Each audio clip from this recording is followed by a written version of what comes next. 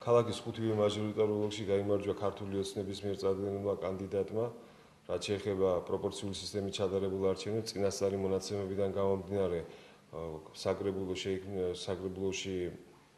5 ქართული ოცნების კანდიდატი იქნება, 4 იქნება ნაციონალური მოძრაობიდან და 1 იქნება ნინო ბურჯანაძე ერთიანი ოპოზიციის მიერ წარდგენილი კანდიდატი პარტიული სიით. რაც შეეხება თემში 7 მაჟორიტარულ ოლქში გაიმარჯვა ნაციონალური მოძრაობის წარმომადგენელმა, 2 არის საინიციატივო ჯგუფი, 1-ში არჩევნები ჩაშლად გამოცხადა ანაკლიის მაჟორიტარულ ოლქში, რაც შეეხება პროპორციული სისტემით ჩატარებულ არჩევნებს, 7 კანდიდატი გავიდა ნაციონალური მოძრაობის სიით წარდგენილი 7 კანდიდატი საკრებულოში და 8 ქართული ოცნების.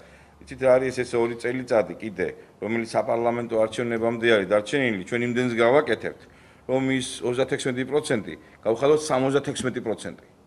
ამიგეთ, მინიმუმ 76% და ჩვენი სათქმელი თქვათ, აი ამ ქალაქში და ქვეყნის მასშტაბით. და თვითონ მამამრჩეველი ნახოთ, თქვენ ყოველ ნახეთ, რომ ყოველ წელიწადს როგორ იზრდება ჩვენი მაჩვენებელი. ეს არ არის დამარცხება, ეს გამარჯვება არის. და მე მინდა ყველა ზუგდიდი ნაციონალურად აზროვნებს, მაგრამ იცით რა, ეს ბევრმა ფაქტორმა განაპირობა, ბევრმა ფაქტორმა.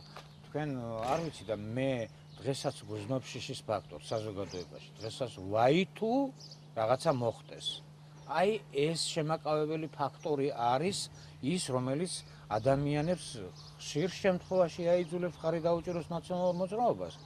ეხლა არის ადამიანებიც, რომლებიც თავისუფალი არიან თავიანთ შეხედულებებში და თავისუფლად უჭერენ და მათ რაღაც არგუმენტები აქვს შეიძლება კიდეც რატომ უჭერენ ხარს, მაგრამ მე მგონია ისევ ის გამოყოლილი შიშის ფაქტორის მუშაობს ამასთან ერთად. ეს არის გარკვეული ინერცია, წარსული პერიოდის რაღაც გამოხატულება, ეკო ესე ვთქვათ, და ეხლა უკვე თამამად შეგვიძლია ჩვენ ვთქვათ, რომ არჩევნების შედეგებით საზოგადოებამ უკვე საბოლოოდ გადაწყვიტა თუ ვის ირჩევს და ვის აბარებს სახელმწიფო ბერკეტებს.